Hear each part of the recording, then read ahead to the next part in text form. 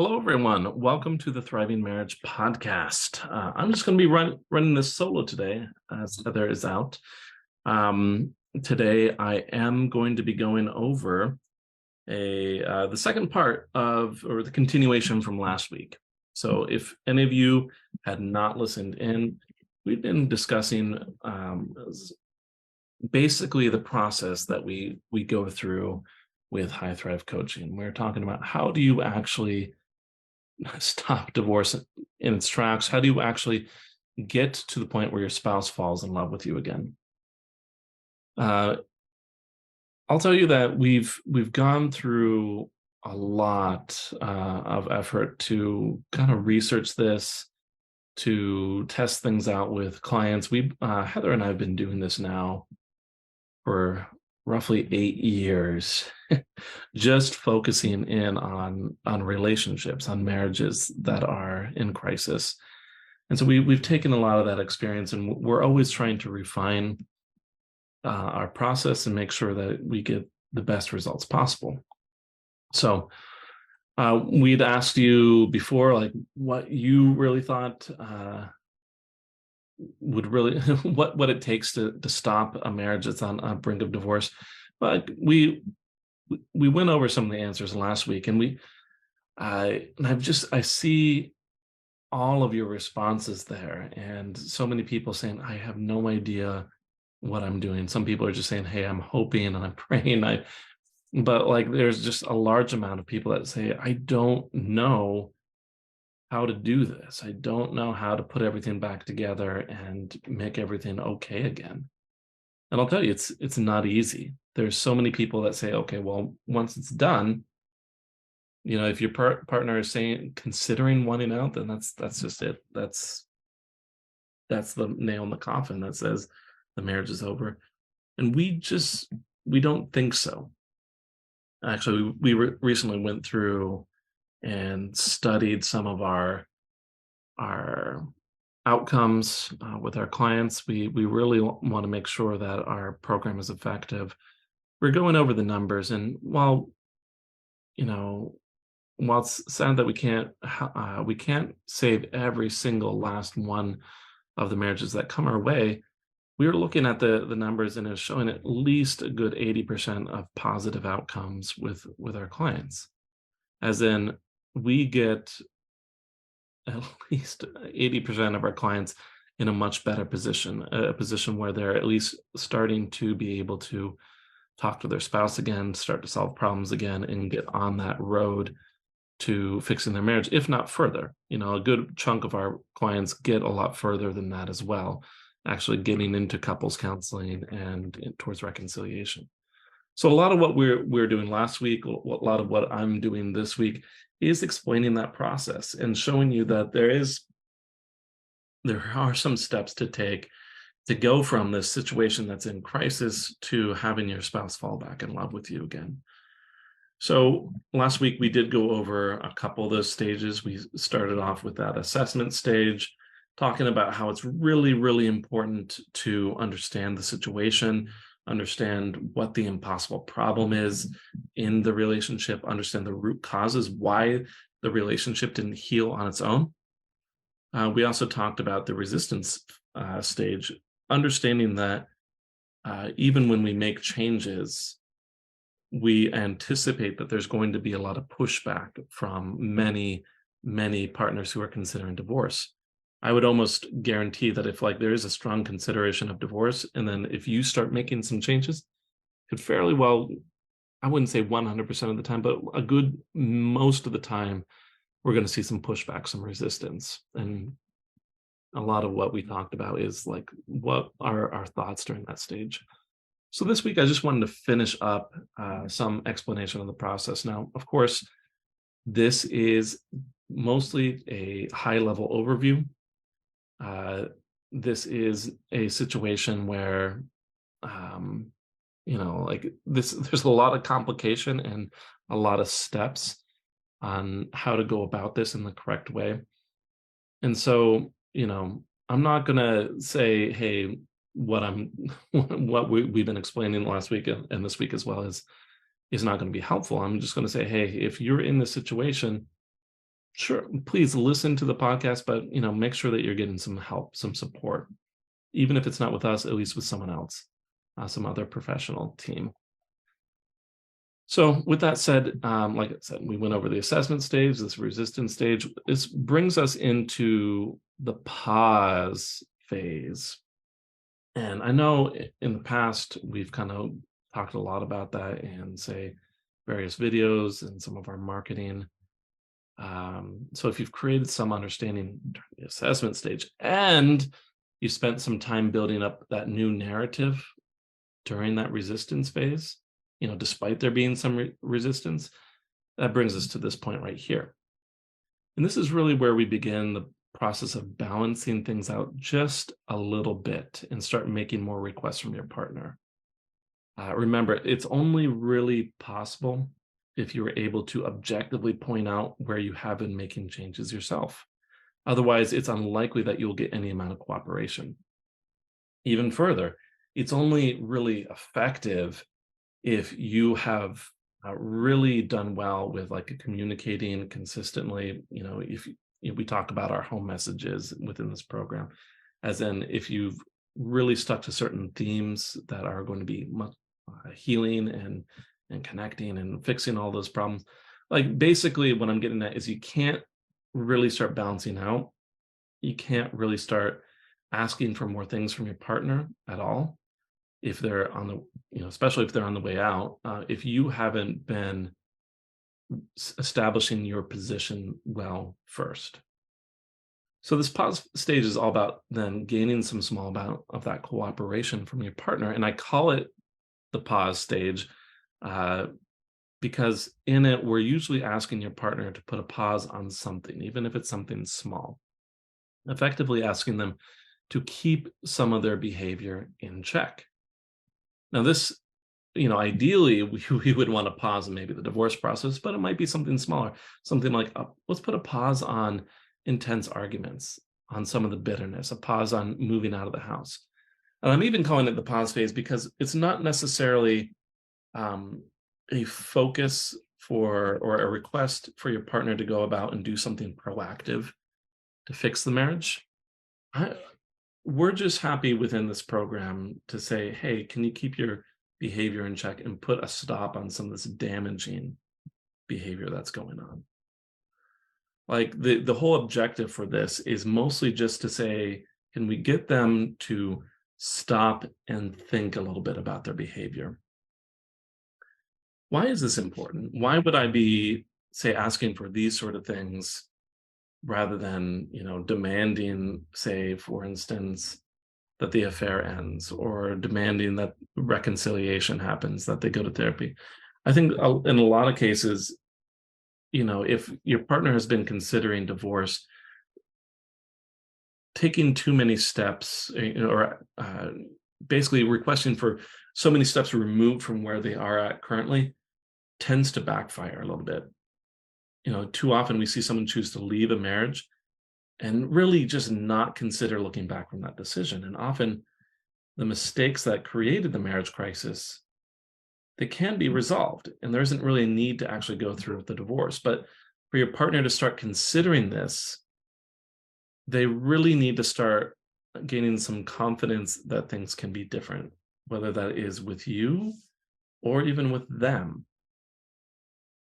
So we don't ask for a whole lot more at this point here, because we want to make sure that the requests being made, that they feel safe, that they feel easy to say yes to. Like, just think about this in terms of like your own interactions with other people. If a friend came along and said, hey, you know what, I need you to help me move. I need you to help me move, and it's going to be an all-day process. And you know what? I'm going to need you to clean top to bottom with me. I need you to help me pack boxes. I need you to maybe even help me with some of the expenses. Like, we start asking for too much, and it starts feeling overwhelming. And I don't know about you, like, maybe I do that for some really close friends or maybe some family members, especially, but that would be a hard ask from someone who I'm not really on good terms with. especially. So asking for too much, especially when there has been consideration of divorce, it can feel overwhelming for the partner who's considering that way out. So it can feel a little bit less daunting or perhaps more considered to simply put options, um, like for them, they say, hey, let's just put some options to the side rather than, yeah, it's going to make more sense. Like they say, hey, I can't do this. I'm going to, this is too much. And they just shut down.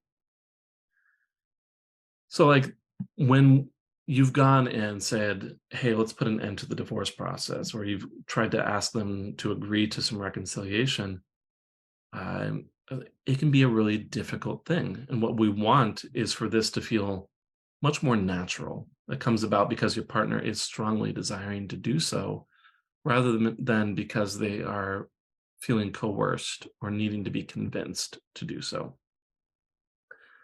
So, like the pause button is this point where we are trying to have a little bit of accountability, and we're trying to do this lightly. We're trying to roll out some of this accountability. And at these early stages, it's just simply easier to say, hey, look, can we not fight? Can you not be so upset and angry and raising your voice at me? That's not okay. I'd like to put a pause on some of this bitter sort of language that you're directing at me. Maybe can we just put a hold on moving out of the house right now while we're figuring things out, because it is settling down a little bit. And I don't want you, so on and so forth. There's a lot of things that can be done to entice or to make some of these requests even easier to say yes to. But that's all comes down to circumstances and like your specific situation. But generally, like what I look for is, sometimes within this podcast, even we talk about having some clear requests. And part of this is making sure that, the accommodations for those requests are also clear. And this sort of thing, I know I'm kind of being a bit vague and I'm not explaining this, but this sort of thing can often be helpful by having some accommodations for your requests. Anyways, I'm getting off into details, into tangents and whatnot. Suffice it to say, like, there's a lot that can be done just to get some small amount of agreement. And that's all we're looking for at this point. So what comes after this? Like, these are in my opinion, these are the first main stages just to start to turn the boat around. Even if even if this metaphorical boat isn't moving full speed towards reconciliation, this is a really important point to just get your partner pointed away from some other goal. Get them looking at other things here, like, let's put a stop on fighting. Let's put a stop on we're getting them to consider something different. But this is just the beginning. It gets us going in the right direction, having some momentum towards some fixing of things. And from there, there's all sorts of things that can be done. It is setting things up so that there's a whole lot of possibility to build trust in changes. And if that's the whole thing here, if we're building trust, if we go too quickly, if we ask for too much too soon, it does backfire. It can put your partner on the defensive. So we started off this podcast episode the other week saying, like, the title here was like, okay, stop divorce in its tracks. How do we get your spouse to fall in love with you again? So what does any of this have to do with getting your spouse to fall back in love with you? Because so far, I'll admit, I have not delivered on that promise. We've talked about understanding. We've talked about how your partner's going to fight you as you try to make some changes and try to build some trust. We've talked about how you might maybe be able to ask them for some small things, but none of that is necessarily getting you to that point where they're back in love. And what I want you to understand about this is that going from a marriage crisis, a very dire situation, one end of the spectrum, to back in love, it's a process. And that there isn't a silver bullet, this one simple thing that needs to be done to fix everything. I don't want to ever imply that, saying, okay, hey, if you can help your partner feel safe or respected, or if you can fix the problem, then everything is fixed and it's done and you've reconciled. That's not how it works. It's not how love works in general. Instead, the whole reason why we've presented this is we want you to know that there is a path towards reconciliation that begins with some smaller steps, eventually building up towards some bigger payout. I even wanted to show you, like, part of this process. There's a whole lot going on underneath the surface here. We've been really wanting to systematize everything and make it feel a lot less like just straight up therapy, and more as a big, like something that's very structured, because, this can be a very, I'm not going to say simple process, but this can be, like if people follow these steps, generally we get good results, like I said earlier. So this is what I'm looking at. We're looking at the whole process, even just starting from where we left off at that pause phase. As you can see, like each of these little nodes are teaching moments and things that points where our coaches help and know how to handle these different scenarios. Whether we go into a situation where, like your spouse is really just pulling out and really thinking negatively about you, to a situation where they're like, okay, a little bit hot and cold here. Basically, what I'm saying is we have thought this all out and mapped it all out and know this down to a science. Now, like I'm not trying to say, hey, look at us, we're so smart, but like to a certain extent, like I said, this is all we do. This is what occupies my day in and day out, and we know what we're doing here. So if you're needing a little bit of support, if you're needing some help on getting your spouse back to fall in love with you again, absolutely listen to those first steps that we've gone over this week and last week. But once again, that's just the beginning. And I'm going to tell you, if you want them back in love, if you want those warm, fuzzy feelings again, you do need the support. Is it possible that you could get to this point without some support? It might be, especially, I see some real go-getters out there who really work hard and study everything. And that's just, I'll tell you, that's not a lot of people, unfortunately, not a lot of people. And even beyond that, not all that advice out there is great. So please, please, please, if you are in a position where you are in crisis, make sure you do your research, make sure you figure out who actually knows their stuff and who can give you the best support possible to save the most important relationship that you have. So with that said, that's what we have to share about our process. I would love to show you more. We do have people on our team ready to talk with you, to make sure that our program, our system can fit with your situation. So if you want to talk and just check it out, let us know in the comments. We do pay attention to the comments. We do reach out if there is some need. You can also message either Heather or myself.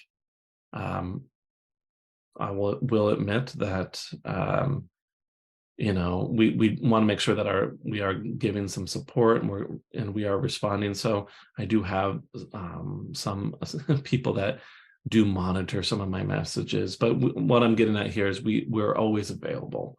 There's always someone here that can reach out, answer some questions, and see if the system would work for you. So with that said, next week we are going to go over, we're going to have an SOS session podcast. We're going to be offering some advice to keep your relationship from sinking and help you get to that pause point. So if you got some questions, if you'd like some support, let us know in the comments. Show up for the podcast next week. We always run Tuesdays, 3 p.m. Eastern. I guess, do the math with your time zone there. That's where we're going to be next week. Thank you all for listening in, and see you next week. Thanks for listening to The Thriving Marriage, your A to Z blueprint for not just surviving marriage, but thriving. Until next time, my friends, thrive on.